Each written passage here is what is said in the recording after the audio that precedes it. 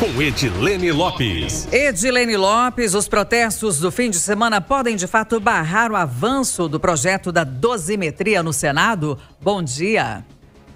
Bom dia, Kátia. Bom dia, Eustáquio. Bom dia aos nossos ouvintes. Apesar de os protestos no final de semana tiverem tido uma movimentação, não terão provavelmente o mesmo efeito que tiveram os protestos relacionados à PEC da blindagem. Isso porque a PEC da blindagem era um tema que gerou muito constrangimento entre os parlamentares, não só os parlamentares da direita, mas também parlamentares de centro, porque o que estava sendo colocado ali é que eles estavam agindo em defesa própria e colocando o restante da população como cidadão de segunda classe, digamos assim, já que eles teriam privilégios em relação ao processo judiciais ou estariam blindados, por isso levou esse apelido de PEC da blindagem em relação ao restante da população. A anistia, ou seja, a dosimetria, ainda divide opiniões. Os parlamentares de centro não queriam votar uma anistia, ou seja, um perdão da pena para os presos do 8 de janeiro. Reduziu-se a possibilidade, virou apenas uma redução de pena. Ainda assim, esse projeto deve enfrentar alguma dificuldade no Senado. A aposta do Partido dos Trabalhadores é que essa proposta seja alterada no Senado Federal e por isso terá que voltar para a Câmara dos Deputados.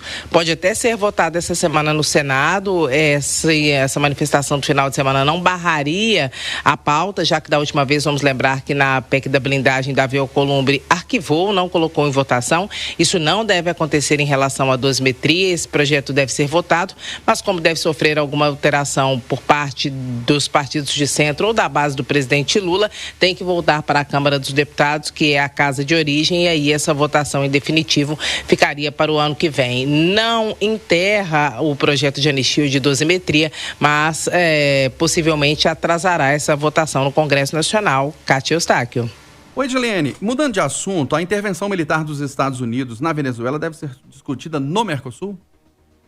Com certeza, Eustáquio. De alguma forma, o presidente Lula deve levar esse assunto à pauta no encontro do Mercosul, que vai acontecer durante essa semana. É uma preocupação grande para o Brasil que ocorra alguma intervenção dos Estados Unidos na Venezuela. O presidente Lula, inclusive, tem tratado deste assunto com o presidente americano Donald Trump, e esse também é um tema que pode colocar o presidente Lula em risco em termos eleitorais no ano que vem.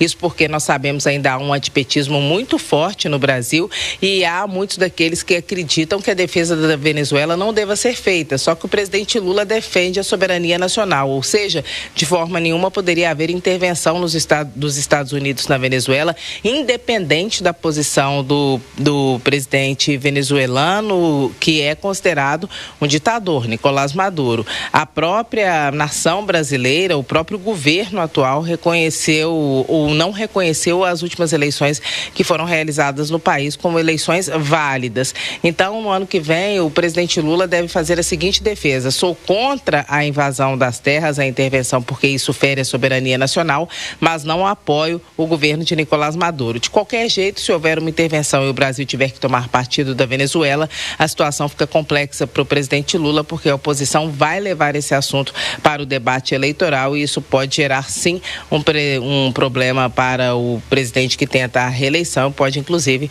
ser fatal. Kátia Eustáquio. Edilene Lopes com a coluna Em Cima do Fato. São 8h19. A seguir.